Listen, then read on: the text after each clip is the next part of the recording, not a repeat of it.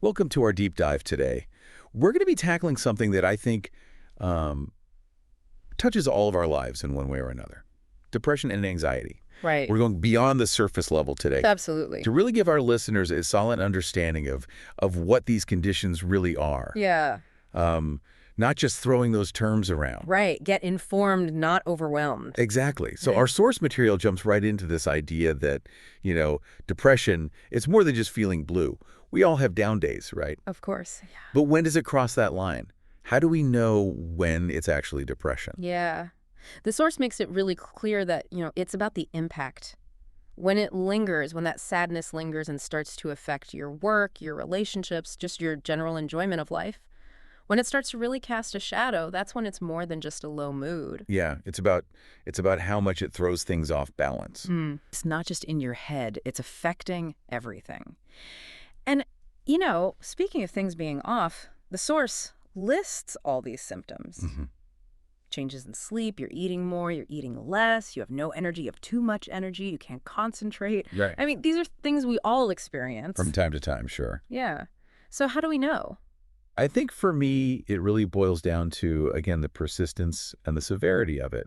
If you're having a bad day, you're having a bad day. But if you're noticing these things are lingering, if they're sticking around, and really, most importantly, I think, if they're interfering with your ability to function in your everyday life, that's when it's really something to take note of. It's not just an inconvenience, it's actually getting in the way of you living your life, Exactly. which I think really highlights how complex this whole thing is. Yeah. One of the things that I thought was really interesting is how the source talks about how even positive life changes can be stressful It's true. and can lead to depression. You'd think, new job, new city, this is great. You should be celebrating. Champagne. But that's not how our brains work. Yeah. And I think, our brains, wired for survival, they interpret change as a potential threat. And that kind of makes sense. Yeah. And even if it's a positive change, even if it's something that you've been looking forward to, it still requires adjustment. Right. Right. It still requires, sort of shifting your equilibrium a little bit. And that can trigger our stress response, which is why sometimes, people experience those low moods, even when, quote unquote, good things are happening. Like our system is just like, warning, warning. Exactly. Malfunctioning. Yeah. So it's not just a matter of like, toughing it out or looking on the bright side. There's actually stuff happening. So if it's not that, Mm-hmm. what is actually going on in our brains, in our bodies that's causing this? Right.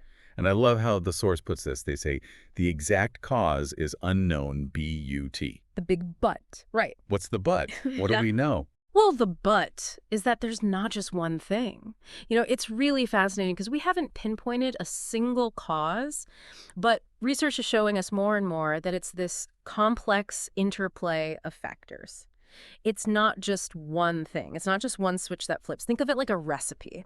You've got your ingredients, you've got your genetics. Genetics definitely plays a role. Okay. Family history, having a family history of depression can increase your risk. But it's not just about our genes, right? It's also about our life experiences. And this is a big one. Those really difficult, traumatic, or stressful life events, those can really contribute to the mix. So it's like this recipe where you've got some of this, some of that, and then boom,